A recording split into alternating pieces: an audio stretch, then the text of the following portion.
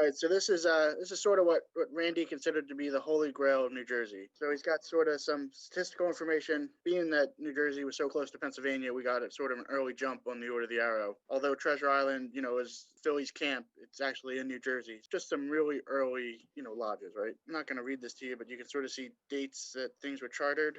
And then in 48, when the Order of the Arrow became, official, there sort of was another wave of Order of the Arrow chartering. Randy's a bit of a purist, so if the council is located in Pennsylvania but serves a piece of New Jersey, he considers it New Jersey.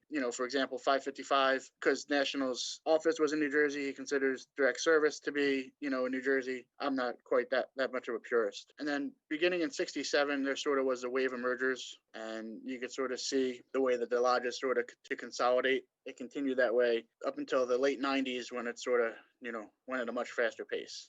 This is sort of his thinking on it, right? The Holy Grail category really only one issue from that modern merged era. Most of them are from the predecessor lodges. He sort of started out to do top 10, and he said he couldn't quite stop.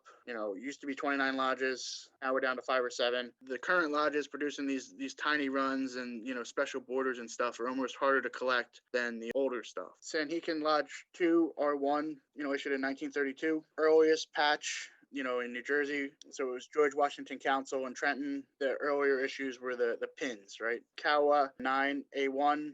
There was a Canada patch. So this is that photo that Doug referenced earlier. Randy disagrees with the A and the B and the 1 and the 2. I think as we're sort of getting into the rewrites of the lists and stuff, he's trying to get them down to a J1 and a J2, sort of red letters or black letters because they were handmade. It's no longer a tailor, but I've driven by where the guy was that made these. So it's really neat to be able to connect the history locally. This was actually originally issued on a white sweater. It's unique because it wasn't issued for uniform wear, but most of them were taken off of the sweaters and sewn onto jackets, like the old style red jackets. Randy disagrees with the X1, the sort of felt on felt chief patch that was presented to Carroll Edson by the lodge. He was active with the Army Reserves, and that was the patch from his division. So they think it was more homage to him in his Army Reserve role than in his Order of the Arrow role.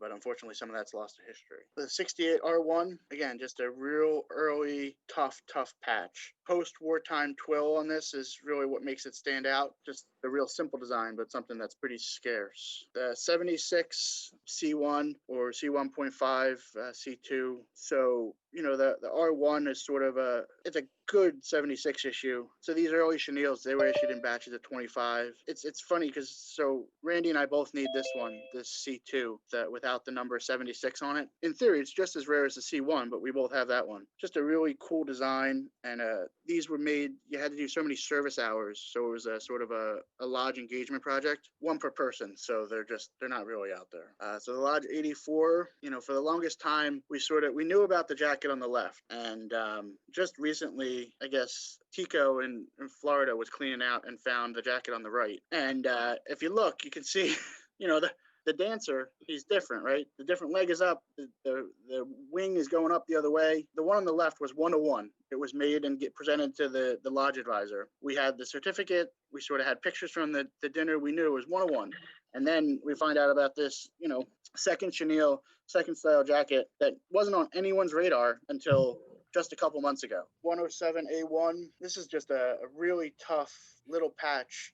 This one specifically, it was earned. It wasn't, you couldn't just buy it out of the lodge box. You didn't get it when you did your ordeal. There was a set of requirements, like a lot of the early camp patches. You had to do more than just show up. You couldn't just phone it in. So these are super rare. I guess the council office moved. The majority of the stock was lost. So these are tough. 286, N1. So this belongs to a friend of Randy's. This early handmade stuff is just mind-boggling because so we think there's 2 of them. The 287 jacket patches in the blue book, they're sort of an A and B designation, but anyone that's sort of seen the silk screening process can tell you that the way that you silk screen and the way that the next guy silk screen is a little bit different. Randy's of the opinion that this is the same patch, just the guy on the right had a heavy hand, the guy on the left had a light hand when they were making these. First showed up on the lid of the lodge store box, and then a couple more sort of popped up over the last 20 years. Just to jump in, I've got the lodge box caps lid Oh, well, there you go. that has one on it. Yeah. The thing that I've always sort of thought odd, it's like a composite material. I just can't imagine how it would do on a jacket. I certainly think it's related to the lodge, but I'm not sure that it deserves the jacket patch designation that it has. Another 287, and the thing that's neat about this, in the photograph, you can't really tell how big it is. I always thought it was sort of the size of a patrol patch, and I'd always sort of hoped I'd find one in someone's miscellaneous box because they didn't know what it was without, a name or a number on it. But it's 4 inches across. It's big. And the thing that makes these so tough is they didn't hold up in washing machines. To find them in decent condition, well, to find them to begin with is tough, and then to find them in decent condition is just, that much more difficult. 359 F1, certainly the best first flap, out of Jersey, but not the toughest issue out of the lodge. That would probably be this neckerchief. It's sort of credited to be the first issue out of this lodge.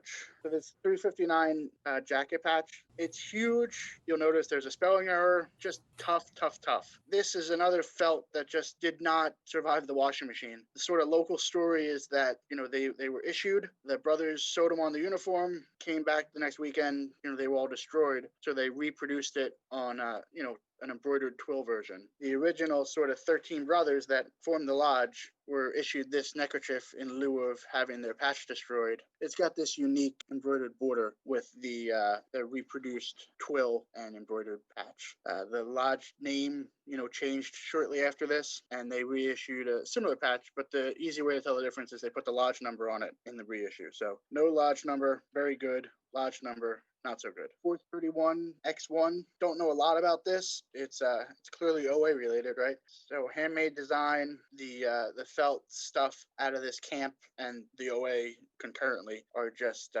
super scarce.